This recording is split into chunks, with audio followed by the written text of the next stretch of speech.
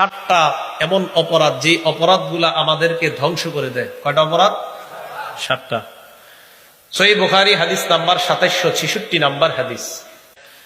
1 number শিরকু বিল্লাহ, আল্লাহর সাথে শিরিক করা।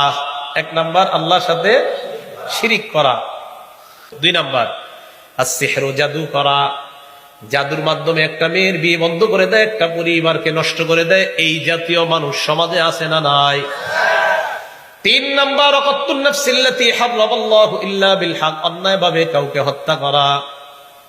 অন্যায়ভাবে একটা চড়ুই পাখি দিয়ে হত্যা করবেন না। তবে 4 নাম্বার ওয়া আকলুর রিবা, সুদ খাওয়া। কি খাওয়া? 5 নাম্বার আকলু মালিল ইয়াতীম, এতিমের সম্পদ অন্যায়ভাবে ভক্ষণ করা।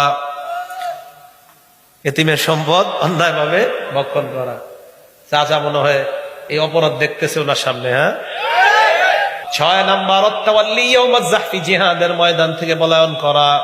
7 নাম্বার ওয়া কাযফুল মুহসানাতিল মুমিনাতিল গাফিলাত, সতী সাদী মুমিন নারীর উপর মিথ্যা অপবাদ দেওয়া।